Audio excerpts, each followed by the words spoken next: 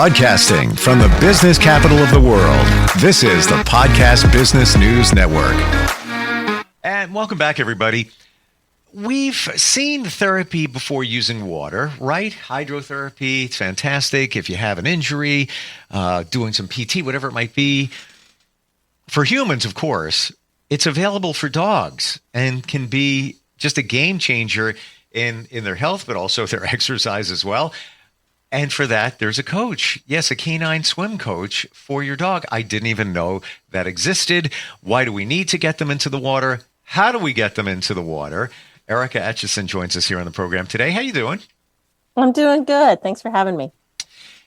I learned so much last time we got together, and even about how you can do your dog's nails using a Dremel tool, which we'll talk about again in a few minutes. But that was a mind blow for me. And it was like, duh, why couldn't you use it? You know, it's such a very versatile tool for buffing and cutting and things like that. But the swimming part, so you have a facility that's got a pool and you do hydrotherapy. Tell us, recap that for just a moment. So I have an in-ground pool and I have an underwater treadmill. And depending on the dog, depending on an injury, depending on what the owner's goals are, would depend on what we would use. If a owner's wanting to teach their dog how to swim, the type of water you would use, the type of pool you would use, all of those things would be different, depending on what your goal is. So that's kind of our business. Somebody will come into our business. They want to do some type of water therapy, or they want their dog to swim with us. And then we talk to them, they answer a bunch of questions, and then we start putting a training plan together and we start executing it. Why is it so impactful, hydrotherapy for dogs? So the basis is water takes 90% of the weight off of your joints. So that's why it's a great activity for senior dogs. It's a great activity for injured dogs. It's a great activity for recovery. And it's a great activity for conditioning. So would you just introduce your dog to water just because? I would. So I really recommend to people, especially if they've got new dogs or young dogs, if people say, hey, I got a puppy, when can I start my dog in water? And I would say 12 weeks. I would want to see your dog doing some type of water introduction at 12 weeks. Wow. Water is like, it's one of the most fearful environments for dogs. And it's usually because their feet are off the ground. Dogs are going to panic, right? If their feet come off the ground and they don't understand why their feet are off the ground, they panic. So we want dogs to really like water. Water is a novel environment. It's hard to introduce them to that, so they may fear it at the beginning. So we want to introduce it as early as possible. And I'll tell people, even if you don't want your dog to swim, or even if you don't have a swimming breed, introducing your dog to water can be helpful, because if your dog has an injury, if your dog gets older, and you want to put them into an underwater treadmill, if they're scared of water, you have to get over that first before you can even tackle the injury. Interestingly, the perception is all dogs pretty much love water. You see them swimming, they're all happy, they're catching the ball when you're at the beach, and then you think, well, I just throw my dog in the water, or, maybe carefully, but they'll acclimate and everything will be great. Not really the reality, would you say? No. So we have people that will come to us. They've done that, right? Like they've either put their dog in the water, or a lot of times dogs will fall into pools. So people will kind of be out with their family, their dogs are out, and then all of a sudden their dog's in the pool. No one was prepared for that, and they pull their dog out of the water. And now they come to us and they go, my dog won't go near the pool. My dog won't go near the door towards the pool. My dog will not come out with us anymore. And so it was traumatic for the dog, and now they're scared of that environment. Wow. So if you can do it in a controlled setting, you've got a plan, you're prepared, then you can introduce your dog to water, and they're not going to necessarily be like, oh, that was terrible, I'm not doing that again. Is it as easy as, let's say you're at the beach or a pool and you kind of just walk them in the shallow end and then just get their, literally and figuratively, get their feet wet? Some breeds, I mean, definitely there are some breeds. You're going to go out to the beach. You're going to be there. Your dog may go in. They may start swimming and they may be like, that is the best thing they've ever done. That is, I'm going to say, the lowest percentage of a dog that would do that. There's some dogs that's going to happen, but that's not going to be the majority of our pet owners. Some things to think about is I always tell the owners, if you want to kind of go to the beach or go to a lake, or you've got a summer activity and you want to do this, look for a easy entry so that you can walk in with your dog, so that you can do it with your dog. Your dog will be less scared, and you're going to kind of show your dog the way. So you're going to walk with them. You're going to walk side to side. And I would use food. I would give them treats for doing that with you so that they want to keep doing it. And if they get a little scared, they may still want to keep trying because there's a reason for them to keep trying. They're going to get a little treat to do that. So that's kind of the basic thing I tell people is go in with your dog, put on some water shoes, put on some shorts, walk in with your dog. Don't go straight in, try to go at an angle or back and forth, have some treats. And then the third thing I tell people is I would use a life jacket on your dog 100% of the time if you're going to teach them how to swim. Wow. Wow. Tell us about that. And at what point do you take the jacket off? So we would take the jacket off. There are some breeds I would never take the jacket off. Like short muzzle breeds, heavy chested breeds, non-traditional swimming breeds. I don't know if I would ever take it off. It just depends on the dog. But for most dogs, I would take it off as soon as they're confident swimming. As soon as they're going out and back on their own, they're confident, they love it, then I would take the jacket off. And we do that a lot in our business. Well, our recreational swimmers, they don't swim with jackets on most of the time. If I've got a dog that's older, or if a dog's going to swim for a long period of time, like if you want to kayak with your dog, I would keep the life jacket on them. It's safe. You've got a handle. You can grab them. And if they get tired, you've got a shot at getting them out of that water and getting a hold of them. So when I'm thinking about a life jacket for a dog, one of the things most people are surprised about is I actually want my life jacket to be short, not long. So that's probably the big myth buster for life jackets in my industry is everybody thinks it should cover the entire dog, but you never want the life jacket to go past the last rib because you want their back end to move. So if I've got a jacket that's covered the entire dog, they can't move. You basically put them in a straight jacket and now they can't move. Wow. Yeah. It goes against everything that we're thinking, just like every dog loves water. Yeah. This is like we're myth busting here today. Doggy swimming myth busting. And certainly makes sense that we would think intuitively that the jacket should be long to cover them, more buoyancy, but not the case. They got to move. And even a shorter jacket will be just as good. They're going to get what they need in terms of safety out of it. Yep, for sure. And I like to use a jacket when I'm introducing a dog to swim because what happens is once the dog comes off the ground, right, their feet are starting to get buoyant. Their feet are coming off the ground. They panic a little bit, right? If they don't have a jacket on, they're going to sink. They're going to sink a little bit. And that scares them. The life jacket gives them a little bit of buoyancy and it gives them a little bit of time for them to collect themselves and move their legs. Because they have to figure out how fast to move their legs to keep them afloat. And the jacket gives them time to do that. Just like a human. If you have an adult that doesn't know how to swim, the jacket's going to do the same exact thing. Yep. How interesting.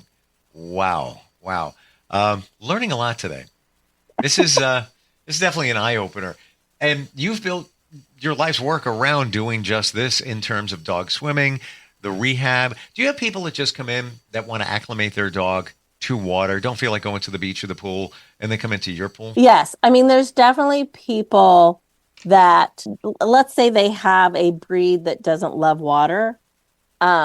they will just come just to have us help them get their dog through that fear, for the reason that if ever they want to use hydrotherapy in the future, they want their dog to be less scared doing that experience. So they'll kind of tackle it before they have to. Sure. Tell us about the rehab that takes place at your facility with hydrotherapy and canines. So what we do is we usually do like an evaluation. And during that evaluation, we measure the muscles so that we can track it. We put all of our injured dogs on a high-powered PEMF pad. So it's a high frequency, and it's basically, it's a good recovery tool. It's basically making their blood go faster so that, we're able to put the blood in areas that need recovery. So that's kind of what a PMF pad will do. We give them at-home exercises so that they can start doing things at home, like weight shifting, that sort of thing. Now, how do you do that? Are you telling their owner, what to do, how to move them? Yes, okay. Exactly. Cool. And even kind of what tools to use. Like, if you don't want to buy equipment, you could use like sofa cushions. Let your dog stand on sofa cushions, because that's unstable.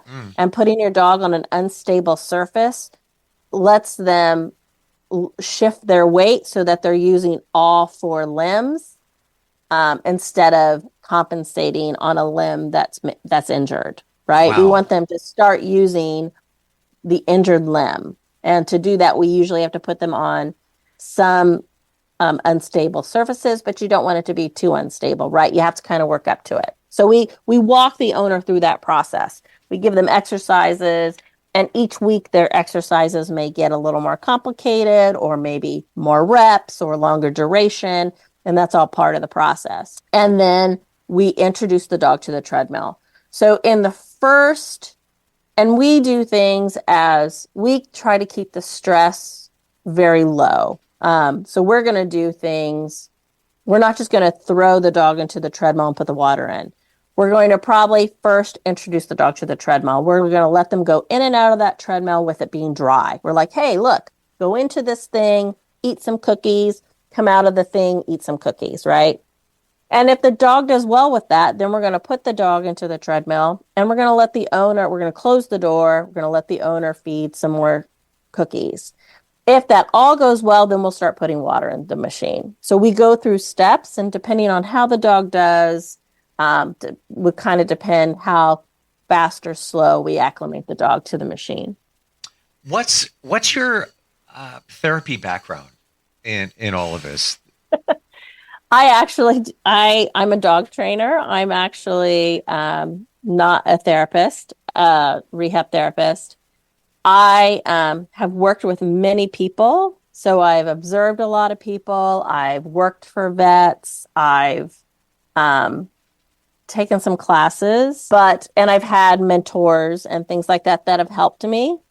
So that's just me. But people that I have hired, I've actually they've had fitness certification classes and that sort of thing. So the people that are doing the evaluations for the injured dogs have actually more experience than me. So my employees now are much more experienced than I am.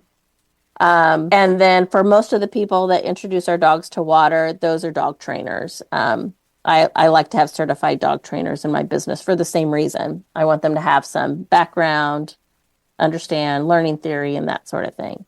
So that's kind of our experience.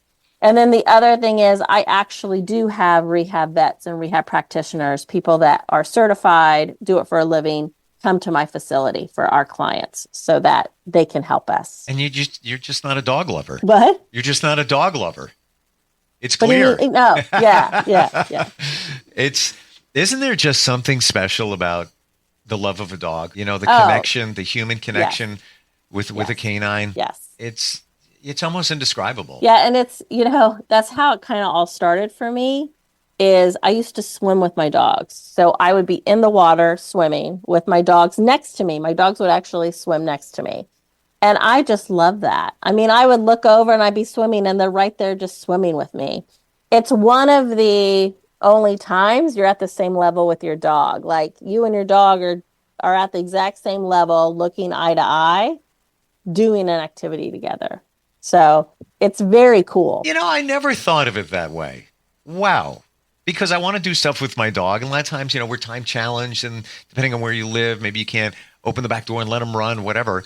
But I never thought about the swimming thing. You're doing it with them. It's interactive. You're at eye to eye, which, as I've learned, my dog now is like 6 years old. But when I first got him, I knew he was the right dog. I was able to, rub his belly and it was all good. But I don't know what the deal was. He would bark at me, and it was only me. I don't know, it was a male. I got him as a puppy. But what did I do? Crawl on my fours, show him that, I'm part of the pack, and that, he got over that and it was all good. But I never thought of that from the dog level, the eye level, and swimming with them. Yeah. Wow. So dogs, one reason dogs jump up is because they're really trying to engage you. Dogs want to look at your face. They want to see your eyes. Like that's what they're trying to do. And so they're actually, when they're jumping up, most of the time, they're not trying to do anything mean or bad. They're actually just wanting to be at that same level with you. Wow. I never thought of that either. I just thought a dog could be hyper, maybe wants to, lick you, your face or whatever it might be, but that makes total sense. Digression here, but now that you said that, curious about this, energy and animals. And side note, we're all energy. Everything is energy. The tree is energy, the chair, the dog, different vibrations and such. And I believe that when a dog comes in from the outside and they do the shake for a split second, I always thought, his fur is matted. He's got the outside fur in it. No, he's shaking off his energy from the outside. Yes. Wow. So another good example of when you see a dog shake, right? It is really how they balance themselves. So if you have a dog that's stressed, all right? So they're kind of in a stressful situation, and then you kind of see them leave the situation, whether they back up, turn, whatever. Mm-hmm. And if you just kind of wait for a second or two, you may see the dog shake. The dog is shaking that stress off. Yeah. And then once they shake that stress off, they'll try to come back and do it again. They'll try to, conquer it. But they sometimes just need that time to shake it off, regroup. Yeah. And as humans, we just have to be patient. And if we're patient and we start kind of observing some of these things, you can really help your dog navigate the human world with you. For sure. And it's even the shaking from the outside to the in. My dog, I would say 90% of the time does it. And I view it as a transition. We're transitioning from here to there. He doesn't do it when he goes outside, though, from the inside to the outside. I don't know why. I'm thinking about it. I don't know what it is incoming, vice versa. But it's fascinating when look at it this way. We all talk about being grounded. You should be grounded, get out in nature. It's so beneficial mentally and everything involved. Who better to be grounded than your dog? Yeah. They're always touching the floor. They're touching the ground. There's no shoes on. They're going to be and they have to be the best readers of energy out of anywhere. Mm-hmm. Yeah. Which would make sense that, you have a guest come over and the dog's like, I'm not happy with this one. They're picking up on something, whatever that something is. Right. Very interesting. Let's pivot over to your Dremel coaching offerings. None of us really want to touch our dog's nails. We're afraid of it. There's, am I going to do it right? Am I going to make it bleed? All of that.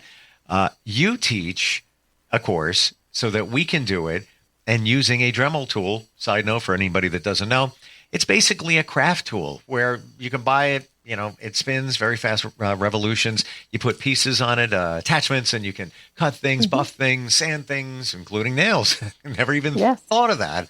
But this is a course that you offer. Why did you decide to do this? So in the swim business, I noticed that a lot of our clients, I'm evaluating them and I see the dog and I look at the gait and the whole thing. And I noticed a lot of their dog's nails were long. And so I started asking, our clients, why are your dog's nails so long? Like, why can you not maintain your dog's nails? What's the obstacle? What's the challenge? And a lot of them will say, there's a range, right? It's time. Their dog won't allow them to do it. They have to take them somewhere. So then they have to schedule an appointment, put them in the car, take them somewhere. And so there was these obstacles around them, either they were afraid to do it or the dog wouldn't let them do it. So I started thinking about, well, how can I help these people do their dog's nails? And so I started kind of putting the course together and started offering it because it's so important for our dog's nails to be short. Again, I'm in a business where we monitor dogs' gait all the time. We look at how dogs move all the time, hundreds of dogs every week. And if your dog's nails are long, they are not going to move correctly. And so then you're going to have other injuries. Nails get ripped off in everyday life. If we're not even talking about all the other things, just if your dogs are too long, they're going to get injured doing things. So it's just really important. It's kind of that foundation. Their nails and their feet is the foundation to everything. You said it last time, and now I'm seeing it this time even more, how important it is to make sure that their nails are trimmed. They're going to be off balance. Look at a horse. Mm-hmm. Their shoes are so important. Their hooves, it's so important. Everything rests on that, all that pressure. Mm-hmm. Yeah. And there's different pressure on each one. And that also changes too, depending on the condition of the animal. Wow. You have, was it 2 locations in New Jersey? I have a location in New Jersey and I have a location in Indiana. Gotcha. Okay. Wow. And then the Dremel coaching, somebody could do that virtually, right? Yep. I do that all online. Yep. Because it's actually better for them to learn in their home because I actually want them to take care of their dog's nails in their home. Yep. So. I got to check that out because I look at my dog and he goes to a groomer like, I don't know, every 4 weeks, 5 weeks. But I look at his nails and I'm like, looks a little long there, Yeah. And now I'm even more concerned based on what we talked about today. What's your website, Erica? 4pawsadrift.com. The number 4, pawsadrift.com. Thank you so much for today. Learn so much. And all of us, if you love your dog, who doesn't? It's so important. And I appreciate it. Thank you for being here. Well, thank you so much for having me. It was a great talk. Same. We'll be right back.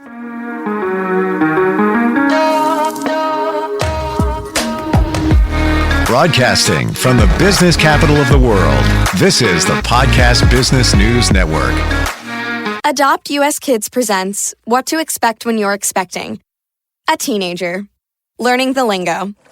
Today I'm going to help parents translate teen slang. Now, when a teen says something is on fleek, it's exactly like saying, that's rad. It simply means that something is awesome or cool. Another one is totes. It's exactly like saying, totally, just shorter. As in, I totes love going to the mall with Becca. Another word you might hear is jelly. Jelly is a shorter, better way to say jealous. As in, Chloe, I am like so jelly of your unicorn phone case. You don't have to speak teen to be a perfect parent. Thousands of teens in foster care will think you're, rad just the same. To learn more, visit adoptuskids.org. A public service announcement brought to you by the U.S. Department of Health and Human Services, Adopt U.S. Kids, and the Ad Council.